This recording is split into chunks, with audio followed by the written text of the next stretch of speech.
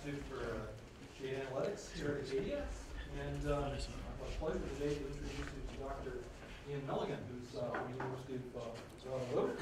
Made his way here today in thank goodness, good weather.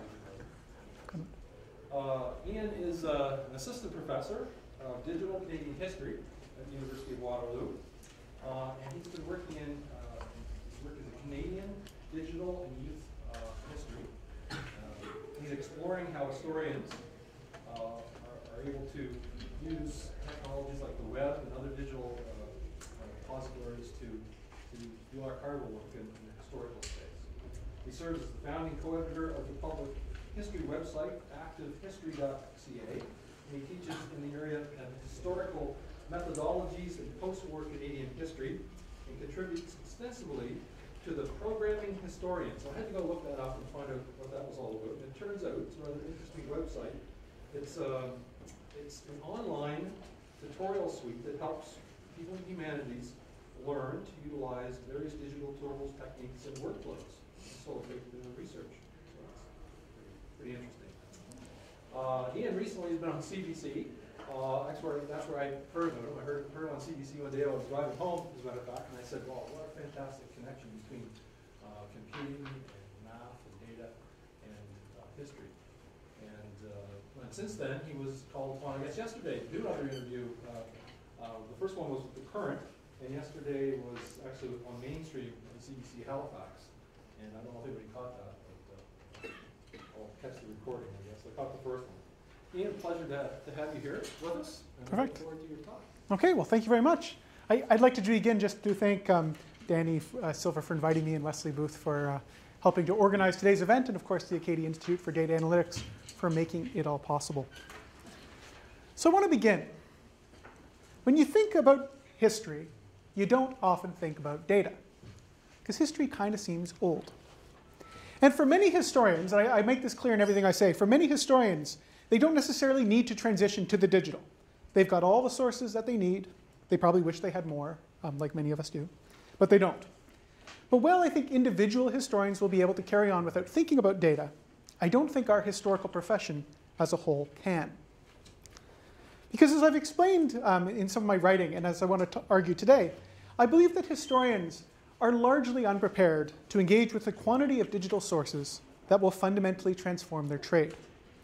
The advent of the World Wide Web, both with born digital sources that can shed so much light on human activity after the advent of web archive material in roughly 1996, as well as more general digitized traces of the past, presents a challenge as well as an opportunity for us as a profession. And it means that we as historians need to really start thinking about data. We need to start thinking about how to preserve data, how to access data, how to interpret data, and how to facilitate its reuse. So what I want to do today in the time that we have together is to explore a few different dimensions of historical research and how data, or more specifically big data, is transforming it. I want to start with a big point about why I think thinking about data matters for us, sort of a prologue of why this matters for all historians. Go into some of the particulars of big data in the web age and what it represents for us, and then conclude with a case study showing some of the preliminary stages of my own research. But I want to start with a prequel to the web age. This is my attempt to make you think that this matters for all historians. The first point I want to make is that no matter what kind of research we as historians do, chances are we're now using data. And we're at the mercy then of those who interpret data for us. Every time you run a search result, such as for Canadian history, and whenever we survey our profession, Google is our #1 source for initial research inquiries. There's a reason that the Wikipedia article here is the first result, that the 100th result is about floods in Canadian history, and that the 1000th result, for example, is homeschooling tips for Canadian historical primary sources. Most humanists don't recognize it, but Google and the influence it has on our data is already challenging and changing the research that we do. Maybe not the biggest deal. But in the web age, historians are increasingly accessing most of their sources through mediated search portals, which necessitates computational thinking.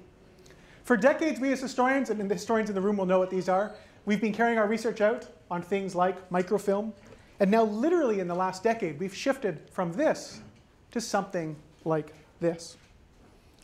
This is the search portal in ProQuest to look at historical newspapers. So this made me wonder, what is the impact of web-based primary sources? What's the impact of us moving from sort of an analog approach to studying the past towards a digital approach to studying the past? Something that's really only happened in the last 13 or 14 years. The impetus came for this. I was reading somebody's dissertation. They were writing about a strike in Oshawa, Ontario, and they were using the Toronto Star. And I was reading about a strike in Hamilton, and they were using the Toronto Star. And I know that if I went back to dissertations written in the 90s, I would have used the Hamilton Spectator or the Oshawa Daily Times. And I wondered if overnight we actually let algorithms and digitized databases change how we approach basic historical questions. And it turns out that's true. As soon as something was digitized, historians use it far, far, far more. And as soon as it's not digitized, it becomes increasingly less cited within this corpus. And this is about 1,025 dissertations written between 1997 and 2010 coded with the Canadian history subject tag in ProQuest. And this, I think, has changed. It shows that data has changed how we approach the past. And it's a problem because, A, as I mentioned first, digitized sources don't represent the geographic diversity of Canada, i.e. Toronto sources got digitized before other sources, and that had an effect of centralizing our historical research. Decisions in 2001 era Canada affecting research that we're doing in the 1890s. The OCR that this is all based on, this is a big problem, was generated in 2001 based on using optical character recognition, which is the process of taking, say, that image of that sea and turning it into a text searchable sea. That was all done in about 2000, 2001 on digitized microfilms, which are full of streaks and messiness and hyphens and all sorts of things they didn't control for. So the search terms it's really hard to search, a lot of missed results. The original OCR, I found out, is inaccessible to the creators. It's inaccessible to the people who run the database today. The search engine is dreadful. And finally, our citation methods don't differentiate between whether we got it in a collection file, or whether we got it through ProQuest, or whether we got it through microfilm, or whether we got it through the original copy itself. So when I was thinking about this, I realized that digital sources, and this is maybe self-apparent to many of you, but I don't think it is to most historians, were mediated in different ways than the original sources. And arguably for a decade, we as a profession, Canadian historians, were not recognizing the role that algorithms and data played in the mediation of our research. Digital resources and digitized primary sources in the web age are useful, but as a profession, I don't think we're terribly well equipped to deal with it. That this is our long-term track record with what's happened when things have been digitized. Uncritical use of things mediated through black boxes that we don't understand. And so I mention this by way of introduction because it shows that process of digital resources arriving, historians use them uncritically, not just in Canada, but across the historical profession. And this point is increasingly becoming important within historical methods seminars, trying to emphasize that historians need to think about where their sources come from.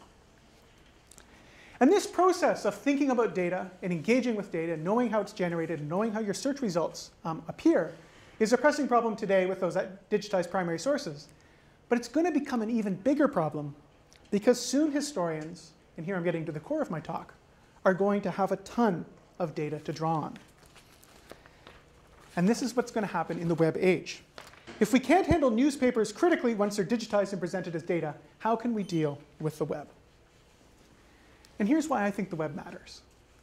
Since the 1890s, or thereabouts, when our profession really begins to professionalize in Germany and in Western Europe, this has really been the bread and butter of what we do in history. Archival boxes.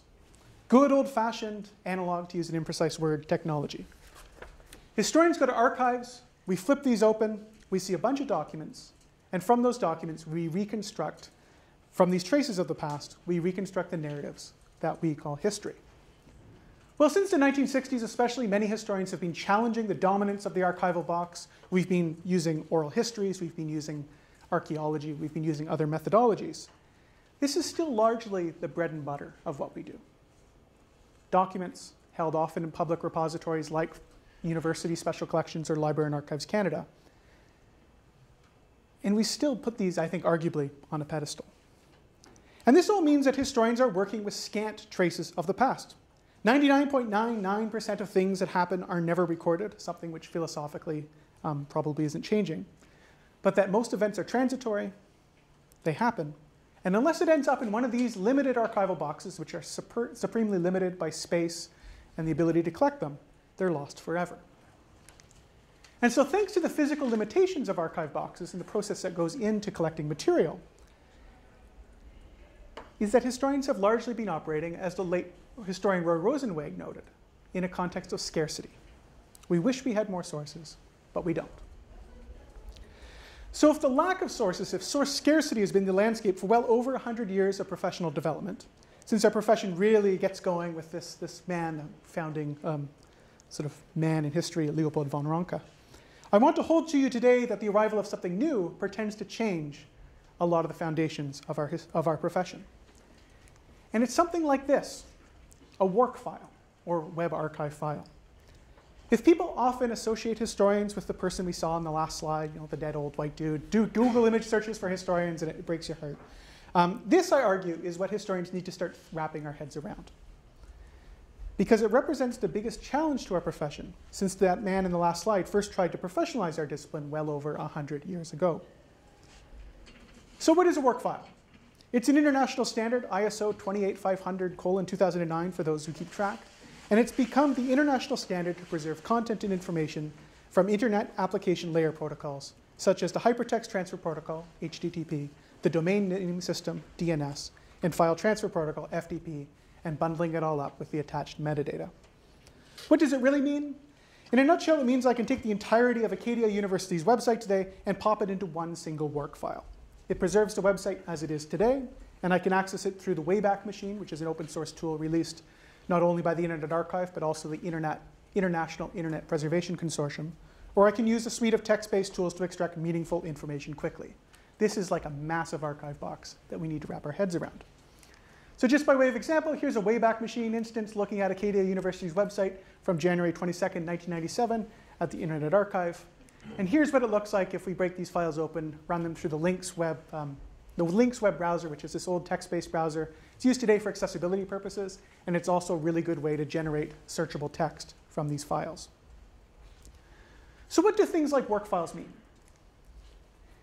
I like to imagine a future historian taking on a central question of social and cultural life in the middle of the first decade of the 21st century, such as how Canadians understood Idle No More or the Occupy Wall Street movement through social media. What would her archive look like? I like to imagine it as boxes stretching out into the distance, tapering off, without any immediate reference points to bring it into perspective. This is from Indiana Jones. Many of these digital archives are not going to be like the archives we as historians are used to. They're not going to have human-generated finding aids. They're not going to have dividers or headings to help make sense of all these files. And certainly you're not going to have an archivist or another information professional who has a comprehensive grasp of what these collections entail. And it also means that we as historians need to begin to think about this now, because we have to be actively involved in the preservation of research data. Of all those Occupy Wall Street sites, which I showed, created in the heat of a social movement in 2012, these weren't people with long-term data management plans. These were activists, operating on a day-to-day horizon. And if we go out onto the live web today and we try to find Occupy Wall Street sites, the ones that were identified in 2012, only 41% are still accessible today. 59% of them, if you go, you will get this web page is not available, or you'll see that it's been taken over by a domain name squatter.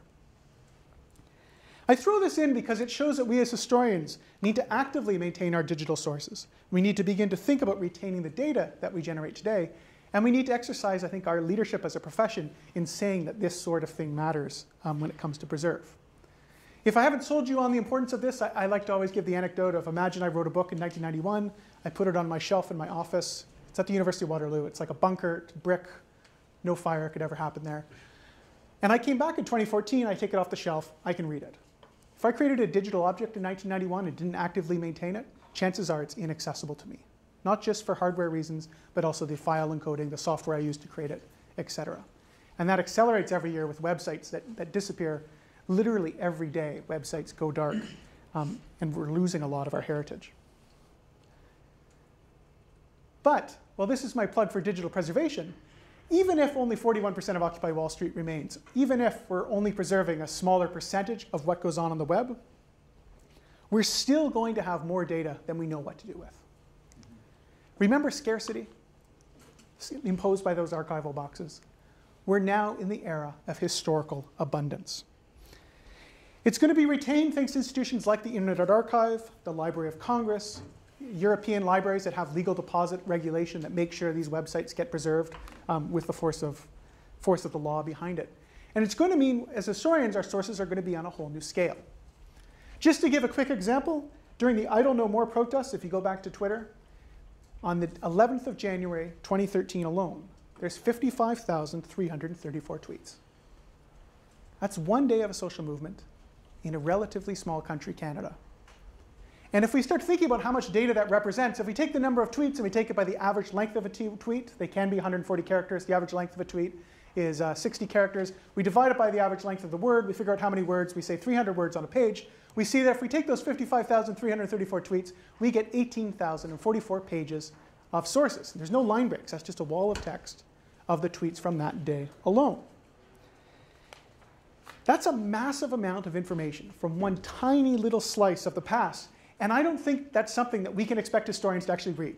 We're not going to read that amount of information ourselves. We're going to have to use search interfaces. We're going to have to learn how to program. And if you think of our track record with digitized primary sources, I don't think we're there yet. That we need to be leading the charge as historians up the digital humanities hill. But if you go to a digital humanities conference or you think about who's in the digital humanities, historians are not leading this charge. And this is a problem because we're the people who are going to benefit or be screwed the most by this sheer amount of data. Because the scales that we think about are changing. Early theories of information saw the Library of Congress, this is the Jefferson Reading Room of the American Library of Congress, as the pinnacle, the largest quantity of information that one could even conceive. When Claude Shannon in 1949 came up with the theory of information, he does a logarithmic scale up from a bit. This he puts up almost as a hypothetical afterthought at the top of his list, saying this is the biggest repository of information man could ever conceive of. The Library of Congress is the largest repository, arguably. The British Library disagrees, but North American solidarity, let's go with the Library of Congress. The largest repository of conventional print information in the world. Simply walking along its 838 miles or 1,349 kilometers of shelving would take weeks, even if you didn't stop once to pick up a book. This, for us as historians, is at the top of the mountain, and in turn, it's dwarfed by the Internet Archive. Now, comparing this to this is sort of an apples and oranges exercise. We're comparing rich multimedia data to print books, but I think it's a useful way to illustrate the scope of big data that's going to reshape our profession. Trying to put a firm data figure on a bunch of books is a difficult thing. And if you look at weird units of measurement, the Library of Congress is a weird unit of measurement. You'll talk about this fiber optic cable can transfer X Libraries of Congress in a given day. And nobody's really agreed how big the Library of Congress is. Some people say 10 terabytes, which is too low. And so the figure I like to use is, and this is from a fellow who was there. If you went to the Library of Congress and you took each of those 26 million books, you took them off the shelf and you scanned them at 300 DPI, you get about 8 megabytes a book. 8 megabytes times 26 million is 208 terabytes. So let's say it's about 200 to 250 terabytes if we digitized all of those 26 million volumes in the Library of Congress. If we compare it to the Internet Archive, which sits at 15 petabytes, there's the Library of Congress's 250 terabyte holdings. That the Internet Archive is massively bigger. And much of this, or the lion's share of this, is web archived material. The Wayback Machine, which you can access yourself at archive.org/web, continues to grow and grow and grow. They went from the 10 petabyte milestone to the 15 petabyte milestone in about a year and a half. And it means that historians are now confronted with historical sources on an entirely new order of magnitude. And these sources present both a boon and a challenge to historians. If the norm until the digital era was to have human information vanish, as author James Gleick argues, now expectations have inverted. Everything may be recorded and preserved, at least potentially.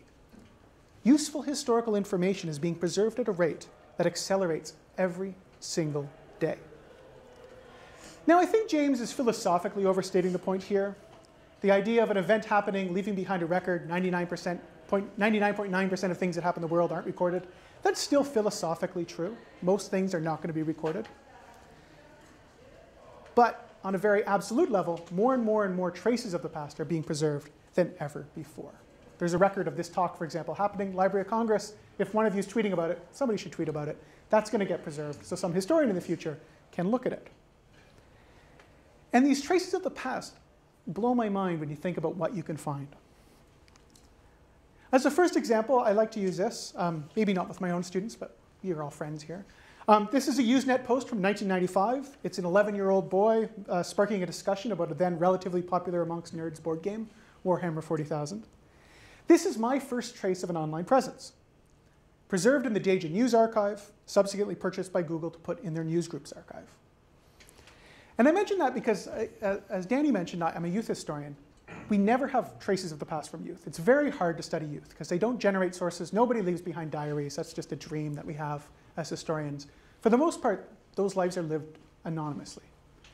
But starting in 1995, 1996, I'm finding tens of thousands of things written by children. This post written by me sitting in like my parents' bedroom in 1995, that would never have been preserved in a previous era. And now this sort of information forms our cultural record. Or this, when we're working with the GeoCities archive. This is a GeoCities memorial garden. Testament to people who died before their time, or in this case, an animal who died before its time, collected together in a personalized, meaningful way.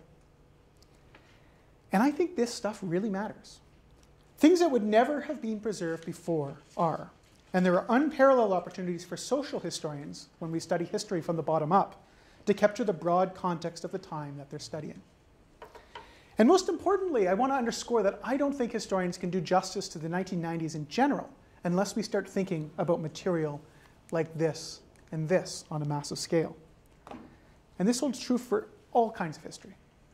Political historians, I don't think, can do justice to the elections that they want to study or the political cultures that they're studying after about 1996 when we have web archives, without looking at blogs, looking at websites around parties, looking at the everyday process of making policy, the interplay between the public and the political, understanding public sentiment, and so forth.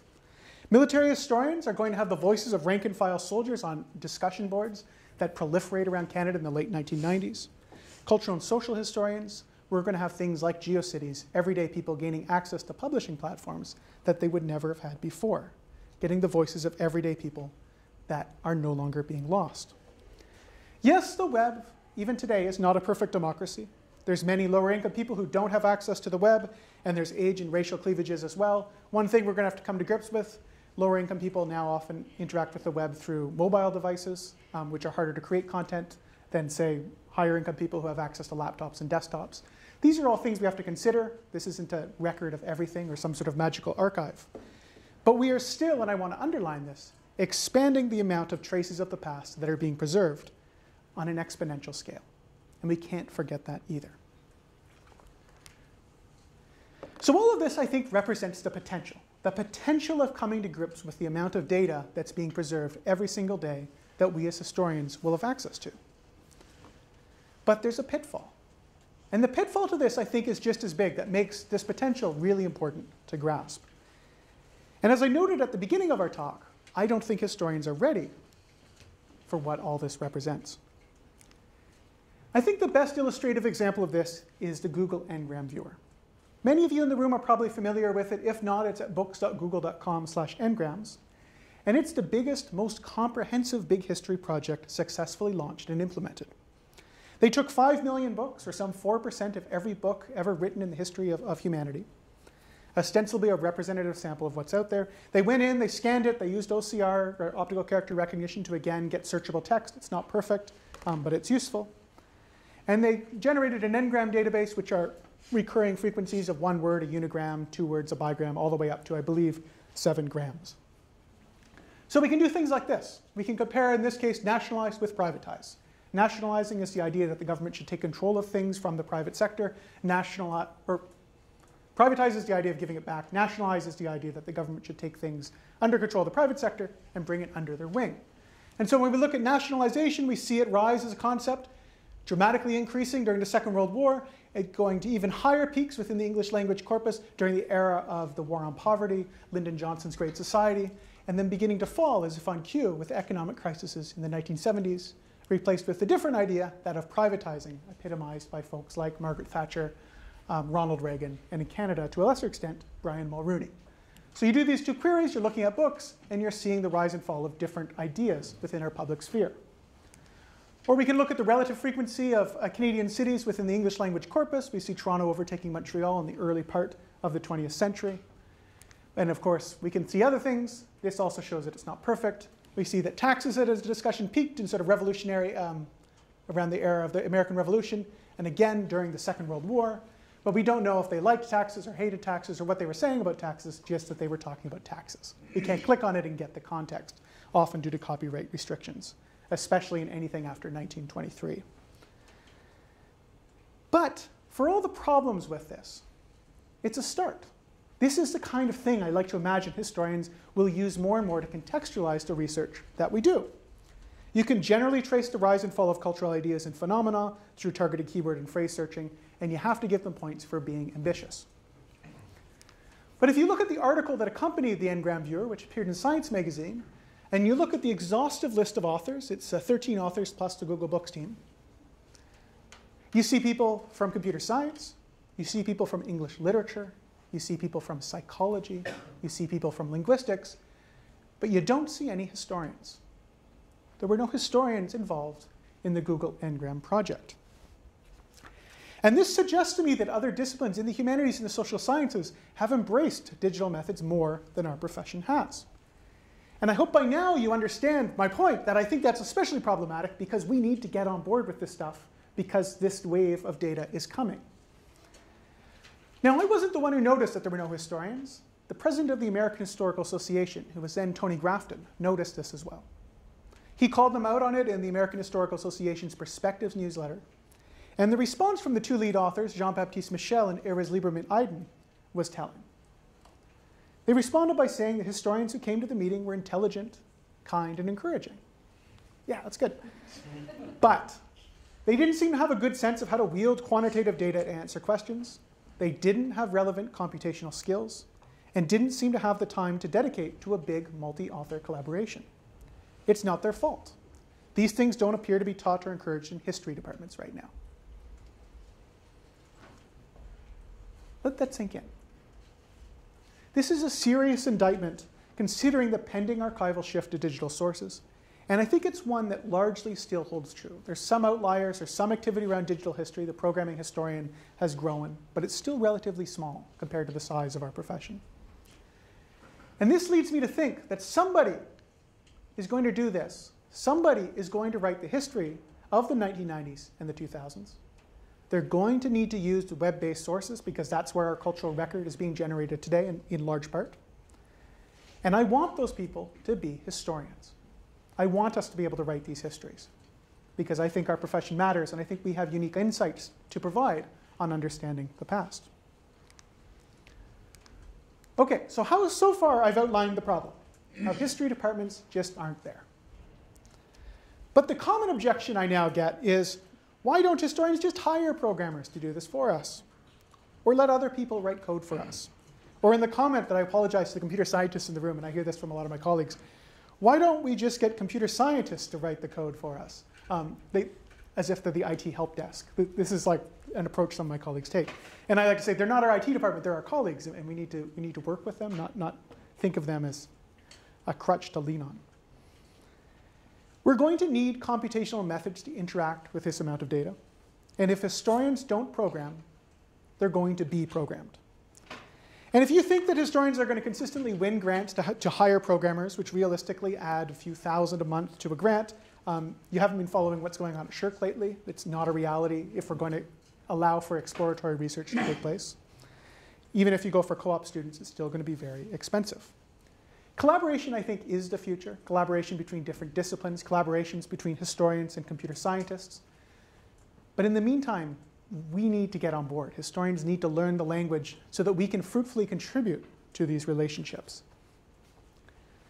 So what can we do? What sort of things can historians do with this amount of data? If we accept the premise that we need to figure some of this stuff out ourselves. And so I want to talk about two major sources that I've been using and some of the potential that I think is there and some of the pitfalls that come out in these very particular case studies. One of the major resources that I'm using in my own research is the 80 terabyte wide web scrape. It's a great example of the kind of sources that are now appearing. It's an amazing resource. It's the entire results of a March to December 2011 scrape of the World Wide Web. It takes that long for the Internet Archive to send its crawlers out to collect that information. It's a prime example of the kind of big data archives that historians are now realistically facing. Assembling this data set provides tons of technical challenges for us as historians. Something like the Wide Web scrape is provided in a set of work files, those big web archive files that bundle up websites. In this case, they're not bundling up just one university. They're bundling up a gigabyte worth of information into one of those files. And so it's provided in a set of roughly 85,570 work files, each 1 gigabyte in size. The total download is beyond the scope of the humanities department that I'm part of. It's realistically beyond the scope of most of us researchers. 80 terabytes is a lot of data. But luckily, we have metadata that we can think of akin to our own finding aids as historians. These are the CDX files, which are arranged in a series of lines where each line is similar to something like this. You know, we go from right to left in terms of the domain. There's the top-level domain .ca. It's part of YorkU, just labor. We see that this file itself was collected on July 14th, 2011 at 7:37 and 26 milliseconds Greenwich Mean Time. There's the URL of it. It was an HTML file. It got a 302 redirect code, so the browser was bumped somewhere else. There's a unique hash. There's the actual redirect page and information on where I can find the file itself. And so these files, a lot of historians are now working on it. You can understand quite a bit about the structure of a web just by looking at this finding aid of what we find. And so from this, I created a data set that looked a bit like this. I'm primarily focusing on .ca, so I pulled 622,365 different URLs and a bunch of work files, which is what 7.31% of .ca. And for comparative figures, I pulled all these other websites as well. And so we're ranging from a low of 1.75 of .france to 2.32 of .com to 13% of the Korean top-level domain. So this is one data set that we can play with. Another source I use, which I mentioned briefly before, is GeoCities, which by the early 2000s had a whopping 38 million websites. For many people, as archivist Jason Scott has eloquently argued, it represented their first access to a publishing platform, their first time to ever publish something that would have reached beyond the sphere of their own family. Opening in May 1995, GeoCities became an overnight sensation as it allowed users to create their own web pages in an easy-to-use, intuitive, and most importantly, free ad-supported environment. It had competitors such as Tripod.com and AngelFire. What arguably set GeoCities apart and why I think it was so successful was its explicit emphasis in attempting to form a community through familiar space and place-based metaphors and rhetoric. It was presented as a cityscape with streets, street numbers, recognizable urban and geographic landmarks. You might live on a virtual Fifth Avenue or on a festive Bourbon Street. And to emphasize that in press releases and user communication. Users were homesteaders who settled various parts of the web space, and it relied on spatial metaphors throughout. Arguably, this helped ease users into the web. Before GeoCities takes off, users are accessing the network community through BBSs and things like AOL, which have a very strong local component. And so this bridges the local to the wide open frontier of the web. And if you want to join GeoCities, you need it to be in a neighborhood. And these neighborhoods give us a strategy to ask questions about these web archives too, such as, did neighborhoods cause virtual communities? Did they have any community, or were they completely disconnected? Was it just slices of the random web? Did they share links? How did they connect and communicate with each other? Did they share images? How were they integrated? Basically, how did people interact with each other during their first opportunity to do so on the web? These massive data sets present technical challenges. Not many people have actually done work on using work files for research. They've primarily used them for questions of preservation. So I'm one of the first people who's been looking at how to access them, not because I'm an amazing programmer, but because nobody else has ever thought of or had any interest in doing it. My own methodology is basically a workflow that looks like this. And it's kind of funny for a historian to be thinking this way. But it's very akin to our current research methods. I take the CDX files, which are those finding aids, those massive files of one line by one line. I find the files I want, I pull the work files. It's like getting the boxes from the archive, pulling them off the shelf. Because my computer will croak, my budget isn't that big, with all that data, I reduce a lot of it to plain text, and I do that by running it through the Lynx web browser. Text-based web browser renders HTML relatively well. It strips out the images, provides the alt text if there's an image. I'll talk about some of the problems with that in a second. I'm using some off-the-shelf tools from work tools. I run into the problem that it's tools created by other people. I have to adapt them because they're not actually interested in facilitating the kind of use I want to do. So I'm using a depreciated version of tinkering with that they created like 3 years ago. And out of that, I then throw it all into my own custom Apache Solr search engine. The really big problem with this is that as a historian, I have to grapple with the fact that I'm doing this. I'm transforming the source from the rich hypertext of the original into the plain text of the links version. Unless an image has the alt text filled out, and most images don't have the alt text filled out, even though you should for accessibility reasons, that image basically disappears from the historical record that I'm studying. And so the fear is that whole communities might have used images to show that they were being sarcastic, might have changed the context of the data I'm working with, et cetera. There's a problem of converting it to text. To that, my response is that, of course, we need to be conscious of it. This is why we need to be involved, because we know what's going on. But that it's akin to other source transformations that historians always do. We transcribe notes from archives. We lose data when we do that. We selectively choose what part of an oral history interview to maybe record in our notebook or include in our final product.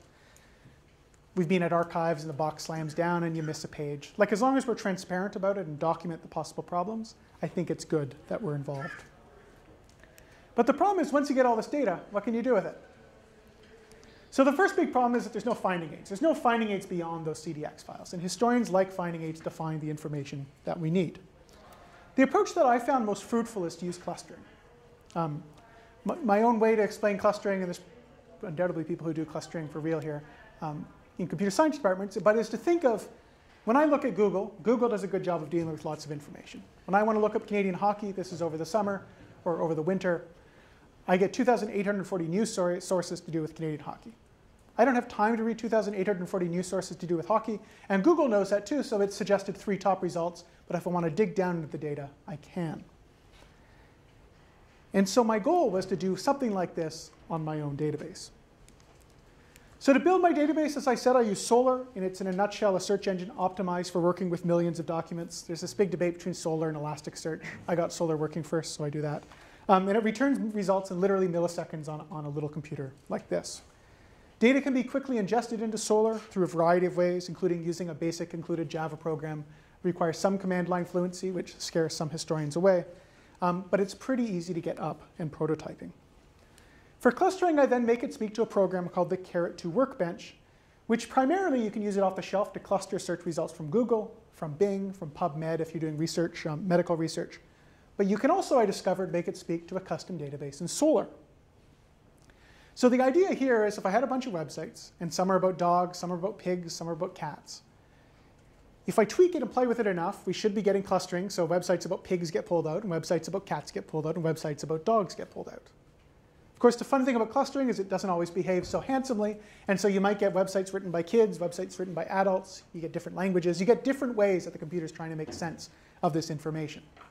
But it's taking that sea of boxes, that Indiana Jones archive, and it's putting it into some form of sense for me. And through play and tinkering, we can actually start getting results that make sense to what we're looking for as historians. So in my other work, as I mentioned, I'm a historian of youth cultures. And so here's a search for children in that 7% of the .ca web. And even at a glance, we begin to see the contours of what kind of sites are in the top level domain of .ca that pertain to children. We see files relating to children's health, Health Canada and Tylenol. That's a lot of corporations who use .ca, a lot of universities, a lot of government offices. Research into children at various universities, health and wellness services, as well as related topics such as youth services, family services, and even mental health. Thus, we have here an ad hoc finding aid equivalent, as well as a way to move between distant reading, looking at lots of sources and pulling our gaze back as if using a macroscope, right down to the level of the individual document. Clusters often contain more than one file, and some of these visualizations have been especially fruitful. And this positions itself sort of halfway between an exploratory data visualization, where I'm finding new things, but also an explanatory data visualization, where I'm seeing connections between different topics. In this visualization from Caret2, these different dots represent documents, and labels represent clusters. The resolution's a bit low on the screen to read, but for example, this there, that's Christian education, that's early learning. That topic in the middle, that document, would pertain to both Christian education and early learning. From this, we can start to learn a lot about the web archives that we're dealing with. In this case, we start at the bottom, and we have information about children's health, which connects to information about breastfeeding, which connects to information about timelines. Breastfeeding has timelines, timelines more generally, which connects to employment, which has obviously a time dimension, which connects to early childhood workers, which connects to early learning more generally. The structure of the web archive relating to children begins to reveal itself and make sense, rather than just being reams and reams and reams of unstructured data. And then thanks to the Wayback Machine and copies hosted on the web archive, we can click on original, we can get the plain text right away, and then I can go back to multimedia just by going back to the centrally hosted data that they have. And the Internet Archive is actually quite leery of letting people have live search engines on their material, which we can talk about in the Q&A, because of the ethical dimensions of some of the shady stuff of all the data that they have. The problem in this approach, however, is that we need to know what we're looking for. We need to know what keyword to search for. We need to know what phrases. We need to know what n-grams we're looking for in the data. And so recently I've been playing with named entity recognition. And it's funny, I play with a lot of stuff that people do as their research, which I find is really useful for me as a historian. In short, an NER program, or named entity recognition program, reads text and marks it up to identify entities. In my case, I wanted to look at people, so trying to pick out names, organizations, and other categories such as addresses, postal codes, locations, etc. For web archives, I ran it on the entire corpus, all those websites that I showed, to try to gain a macroscopic view of various topics being discussed. I want to provide a few different examples that I found. So here, if we take .ca, the .ca top-level domain, and we start pulling out all the locations, Stanford NER, it's sort of an off-the-shelf tool. It's decent, but not perfect. You get some hits, you get some misses. It's trying to pull out location names and contextualize it. We took that information, then we ran it through the Google Maps API, which helped clean it up quite a bit more, produce good charts with different countries, addresses, locations. And with that, and with keyword and context, a research assistant and I were able to go through, and to a fairly large degree of precision, start picking out the most frequently recurring countries in that mass of 622,000 websites. We've had to make some guesses. If it's talking about Paris, and we're not sure that it said Paris, France, we assumed it was Paris, France, not Paris, Ontario. So, which is a pretty safe assumption, but it's not perfect. Like, we're making some judgments. Most of it was address strings, probably on About Us pages and Contact Us pages. And from that, we started to just graph where it would appear. So we can see if we exclude Canada, which obviously is the most prominent one. The United States is mentioned quite a bit in 2011. The United Kingdom appearing second. Our emerging trading partners, such as China, Russia, India, Australia, and Brazil. And then the absences I find interesting, such as sub-Saharan Africa being almost entirely absent from the corpus. The next step for all of these, I should note, is this is all based on the snapshot from 2011. The next step of our project is to get web archive data going back to 1996 and start running this all, hopefully much more optimized, and begin to see how things have changed over the last decade plus on the web.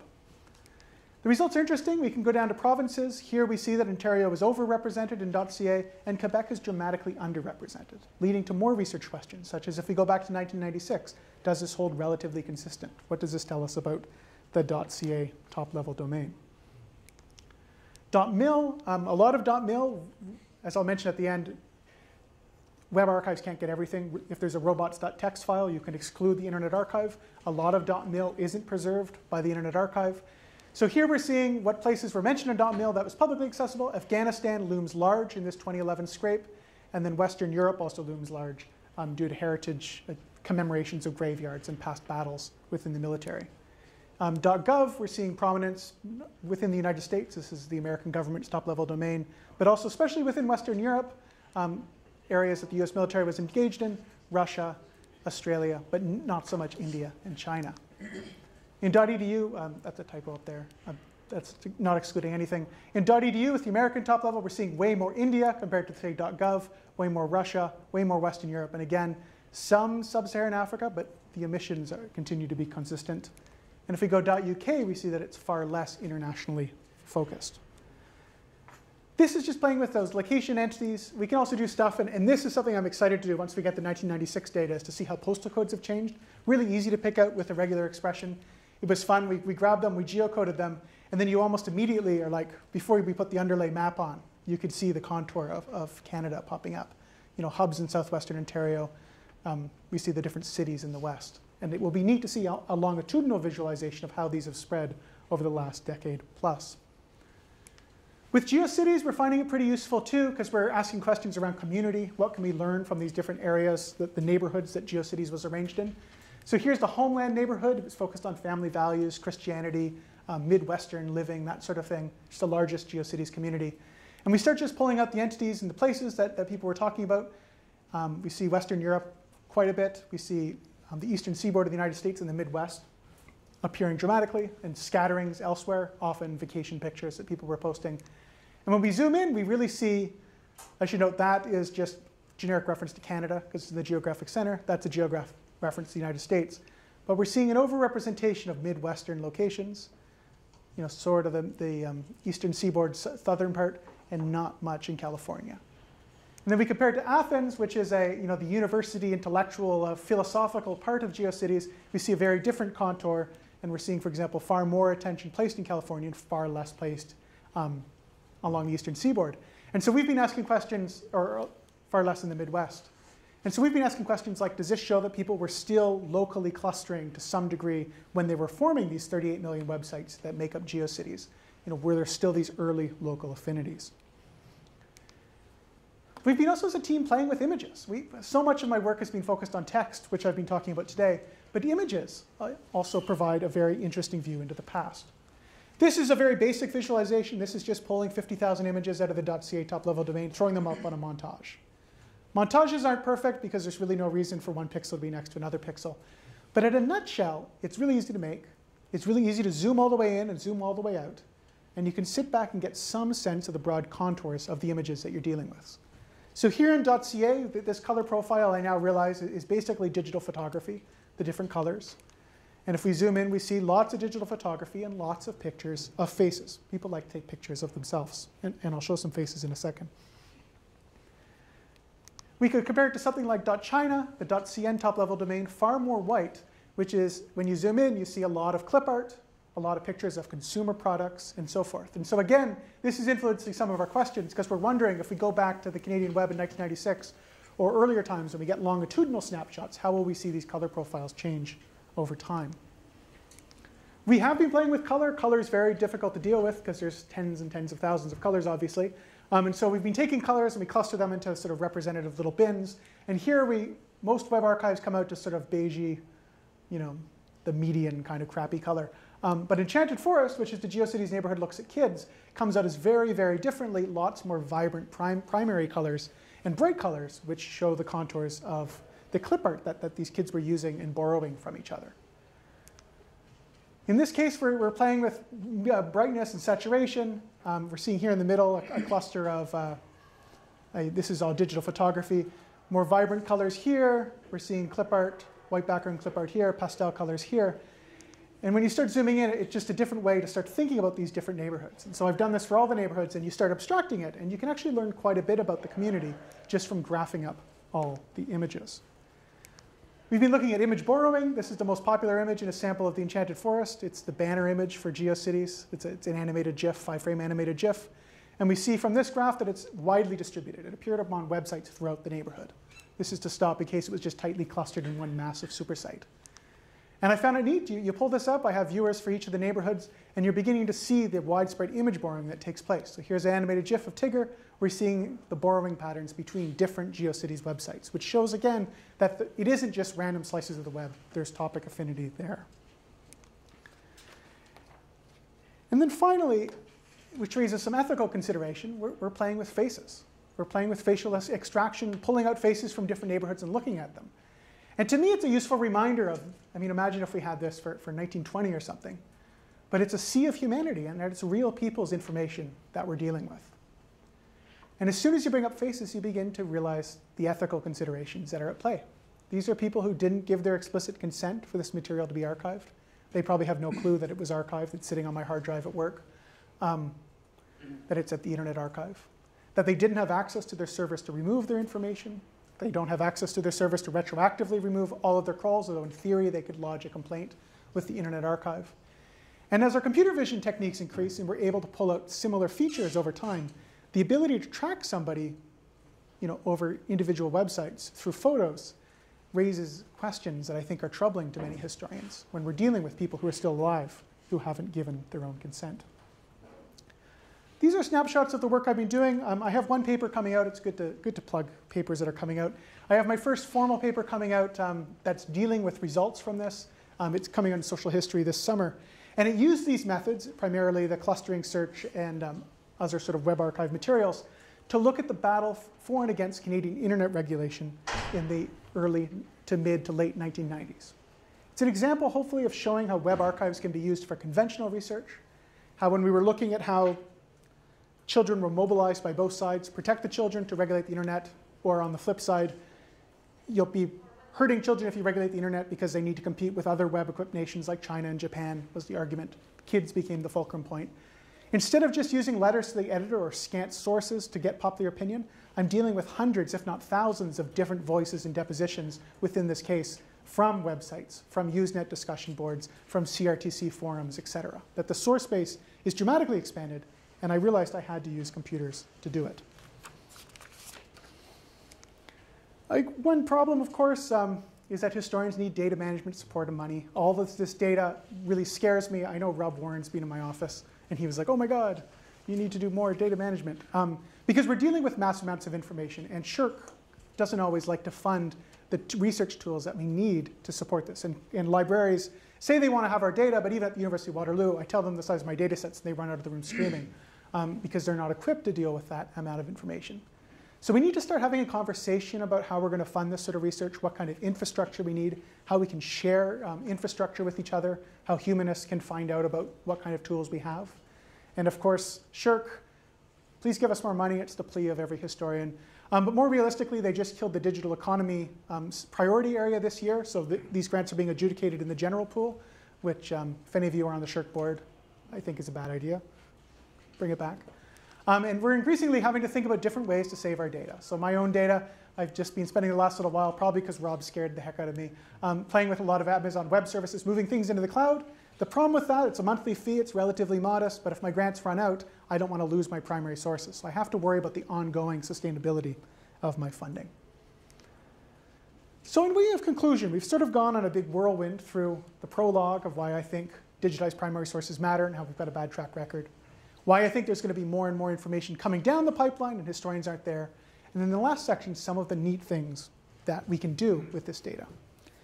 And so if I had to sum up in 4 main points what I'm trying to tell you today, it's that, first of all, this is coming.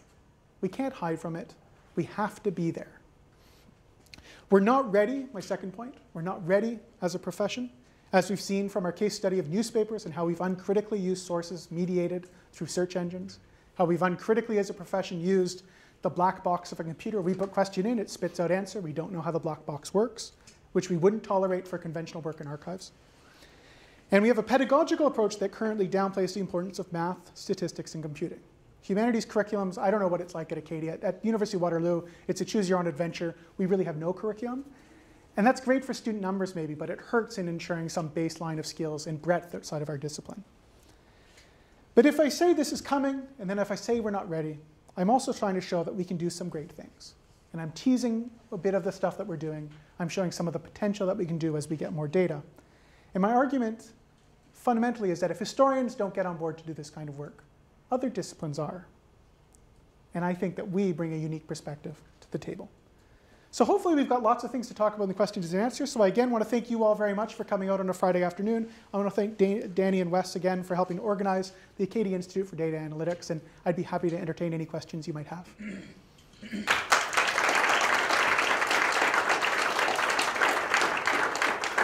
you very much, Ian. Very nice. Well done. Please, I'll open up to the floor for questions. Yes, please. In the past, many websites were static HTML pages, and they're moving more and more to applications. Does that cause any problem as far as Yeah. information? Yeah, so that's a major problem. So I assume everybody can hear, but the question is, in a nutshell is it's changing now, but it has been changing continuously. The joke among web archivists, I go to the International Internet Preservation Consortium meetings, is they always feel like they're 2 years behind the live web. So the live web does something, and by the time internet archivists have figured out how they're going to preserve this data, something else has happened. So the big example we use is Flash. Flash became very dominant by 1999. Tons and tons of websites are Flash-based. Flash material isn't archived. It's too hard to archive. It doesn't work. And so our evidence of Flash-based websites, apart from ones that are still live on the live web as sort of a museum, is largely looking at screenshots of magazines. That's going to be the way we understand Flash. And then until recently, that the latest advent was the infinite scroll. You keep scrolling and more data gets loaded. Until actually May of this year, the Internet Archive's Heritrix crawler, which goes out and creates this information, didn't have any capacity to simulate user behavior. So it just loads up web page, it loads. And so they were missing comments, which might have taken a few minutes to load. They were missing anything that required someone to click. And so they fixed that now, but again, we're going to have 2 years of content that's missed. You can't go back in time to get it retroactively. So it's this constant cat and mouse game between developers and archivists. And how are archivists that are looking at this dealing with the issue of traditional materials where you bought a copy, you had a copy, you put the copy away? Many websites nowadays, and actually most web materials, you don't own a copy you see, it's licensed, and some of them actually restrict how long it's available, or that it's not licensed once it's unavailable. How are they picturing and dealing with that? Well, it's a very tricky legal landscape. Web archiving is fraught with problems. On some level, because the main governing feature of web archives is the robots.txt file. That's sort of at a broad level. When the Internet Archive goes out, or when other cultural institutions are going out and collecting, they look for a file, the robots.txt file on your server. If it doesn't allow any robots, the Internet Archive doesn't visit it, or you can outlaw the IA archive robot. Now, the problem is it's retroactive. So if you hide a website and you look and you want your website taken out, if you change your robots.txt file to exclude the Internet Archive bot, they remove the records from the publicly facing Wayback Machine. So they go in and they change it. And that could be a problem because a new user might come along, buy your domain, and your information is lost. The Library of Congress has been grappling with this because if your tweets are there and then you retroactively make your tweets private, they have to go in and remove them from the archive, which raises questions amongst archivists. Is this really an archive when it's continually changing and evolving? For copyright, that's been the big legal, do they have the legal right to be taking this material? In some countries, like in Britain and France, they do, because they've passed legal deposit regulation that allows it. In Canada, the Library and Archives Act, which was passed relatively recently, seems to also give legal authority if they were doing it. For cultural institutions, the Internet Archive, I think, exists partly because they're too small a fry for somebody to really launch a massive lawsuit on. But there's some past precedents because Google started archiving the web to run their search index. And Google got along with it for so long that there might be a past precedent that if Google got away with it, now everybody else can get away with it. But it's an archive that's constantly changing, and an archive that's something that you created in 1996. Today in 2014, you could go and get it retroactively removed from it, which raises whole questions about the integrity of our sources.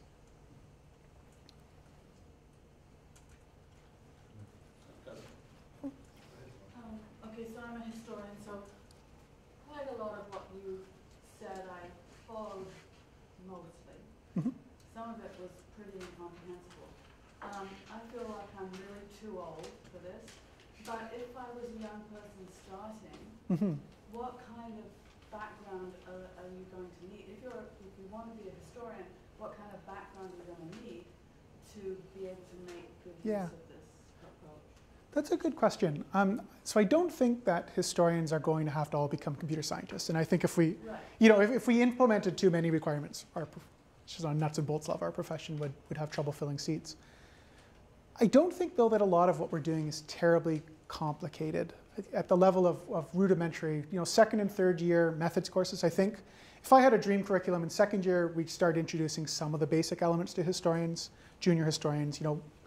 How does a search engine work? How does the web work? How do these sources work? What's HTML and so forth?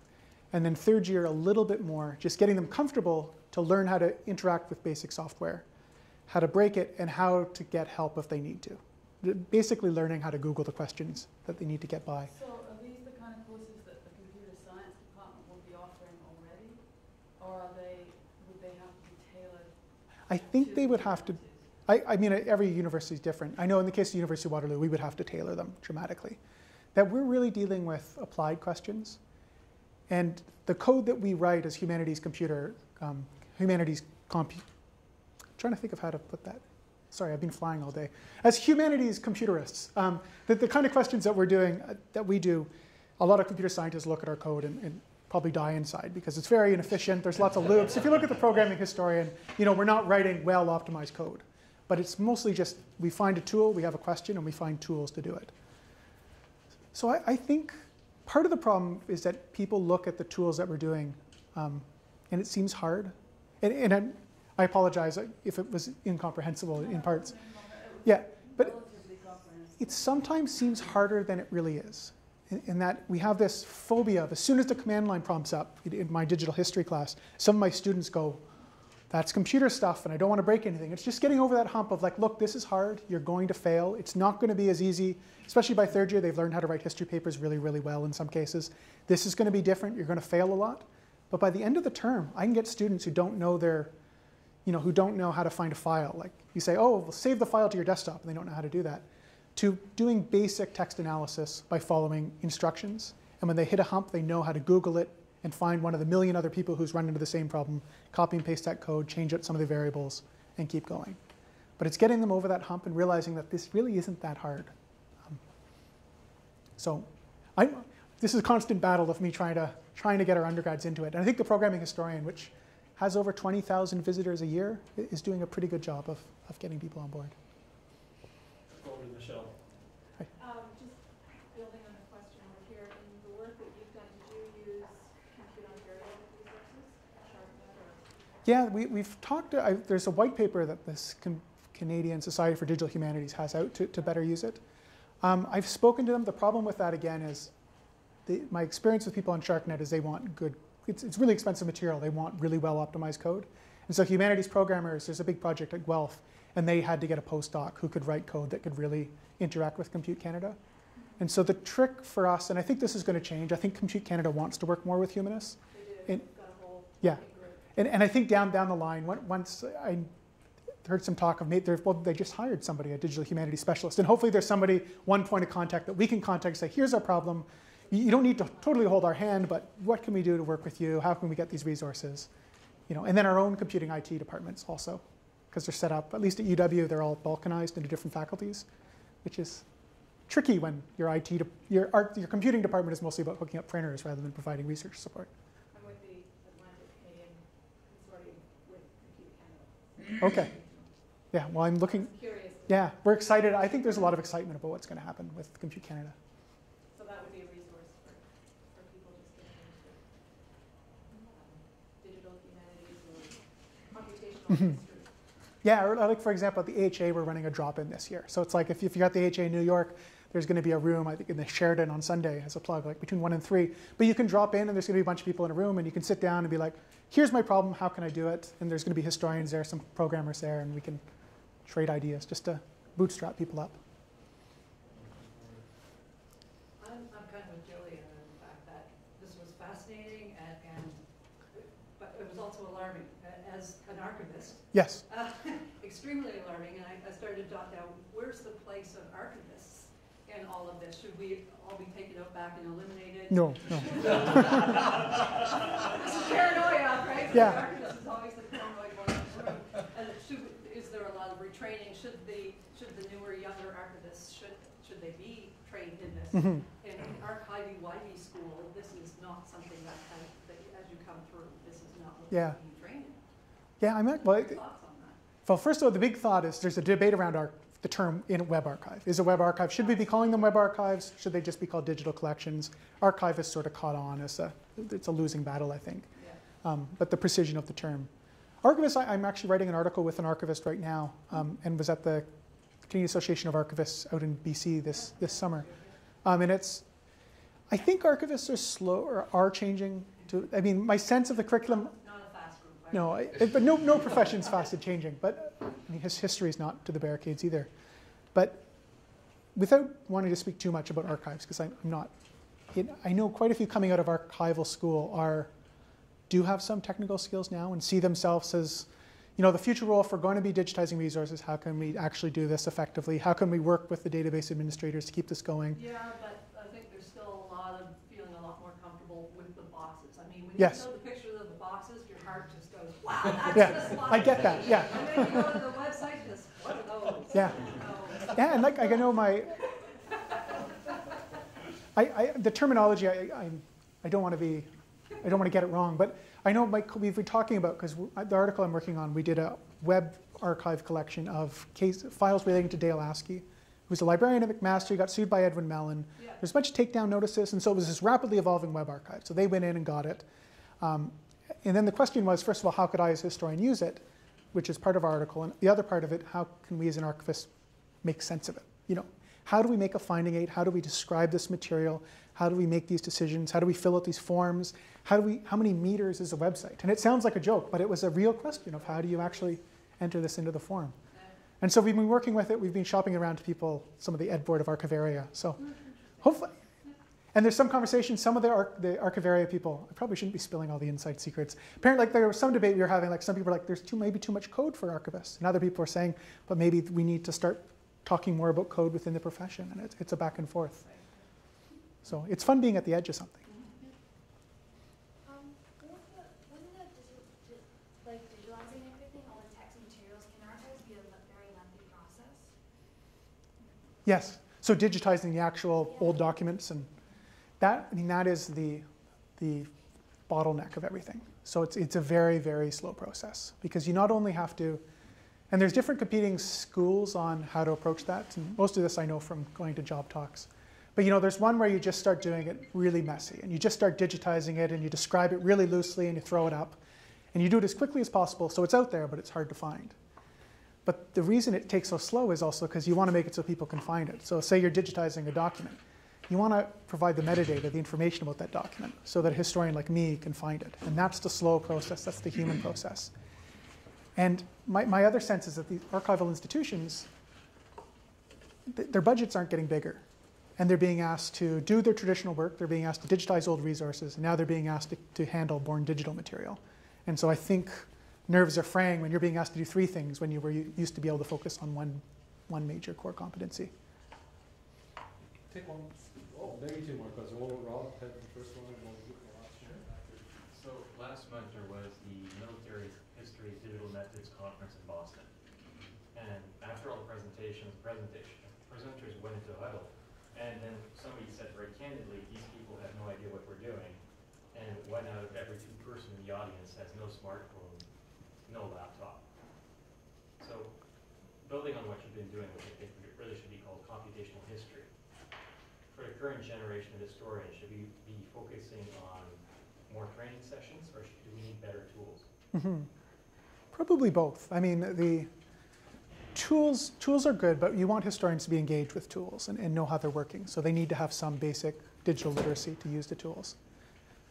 For training, I think it's going to be a mixture of our undergrad curriculum, tinkering with it, and making resources available, like that workshop that I know I haven't heard that criticism, but I've heard other things out of it. There was the one in Harvard, right? Or Northwestern?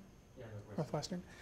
But the fact that they were there, I think, speaks a lot, that historians who didn't have smartphones, who didn't have computers, did come to something called digital military history and this workshop on how to use digital tools. I think it shows that there's a willingness and that we need to be there to train them how to do it. And that's why my plug for the programming historian. It's a pretty low stakes, pretty inclusive way to learn basic tools.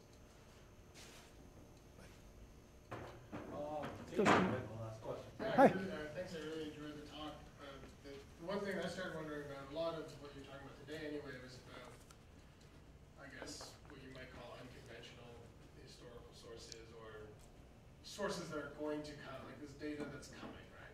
So maybe you could speak to some of the ways that some of these techniques, or similar techniques, could be applied to data that already exists. Mm-hmm. Or web archive, like archives of historical primary sources, like stuff that's been digitized, or if you're going to an archive and taking digital photos or scanning stuff, like just using some of those more traditional historical sources, but manipulating them or whatever in digital ways. Yeah, so that's a great question, and I can plug, we have a forthcoming book, a few of us, called The Historian's Macroscope, that's a handbook of basic methods to deal with that. And so a lot of these tools can be applied fruitfully. I mean, if you do have a lot of documents, you can set up your own search engine on your computer to play with. I guess there's 2 things. One, if you just have digital photos, you're limited in what you can do, but you can play with OCR. And if you did your photos reasonably well at an archive, probably using a tripod or something that was relatively consistent. You could, in theory, run it through optical character recognition. One of the most commonly asked questions is how people do that. You can use Tesseract, which is free, or a number of other software. And then you can start, you've got full text search. Once you have the text, you can do a few different things. You can do entity extraction, hit or miss depending on your time period, what you're going to get. But you can do that to get a bird's eye view of your sources. You can pull locations, names, entities. I don't think there's a lesson on the programming historian yet on that, but they're williamjturkel.net or org. If you just search William Turkel Western, you'll find his personal blog. He was my postdoc supervisor at Western, has some tutorials on how to use that. With that, some other basic things to learn. Regular expressions are a really useful thing to learn once you've got lots of digital resources, because if there's any structure to the data, but it's not explicit structure, you can pull it out. So if you've got a bunch of correspondence, like we were chatting at the Internet Archive, we have this exercise with the Republic of Texas. We've got all the letters back and forth. They've got an index. You can pull out the index. You can actually take that index, use regular expressions to filter it into senders and receivers and number of letters, and then you can get a network analysis up and running in about 5 minutes. So there's these different things you can do. And basically, my nutshell is, first of all, you can just start Googling. If you think of a problem, like there's somebody else who's probably done it. And anytime you ever find yourself playing with digital sources and you're doing right-click, save as, or you're just doing repetitive rote tasks, which when I watch my colleagues work, sometimes they're doing that. Anything you're doing that's repetitive and rote, you can automate and do your job a lot better. And so just starting to follow sources and figure it out. It's hard to give a one-size-fits-all answer. I'm kind of rambling because there's so many different historical questions and types of sources. But just knowing where to ask and hanging out on Twitter is always a good place to find information. Well, folks, I'm going to formally bring this to a close. A small token of our appreciation. Oh, thank you very much. You can take the cover off of there if you want. Just pull Oh. it over here. Ta-da. Yeah. Ooh, This is, of that's course, where you beautiful. were looking out over. Yeah. You had our meet and greet earlier this Oh, afternoon. well, thank you very much. Yeah. Well, thank you. It's a complete And pleasure. Thank you, everyone, for coming. Okay, thanks very much. There's still some food, I think, left back there if you Yeah. want to. And Yeah, and I'm happy to stick around if anybody wants to chat one-on-one. Yeah, thank you very much. Yeah, well, hopefully that's what you had in mind. Is trying to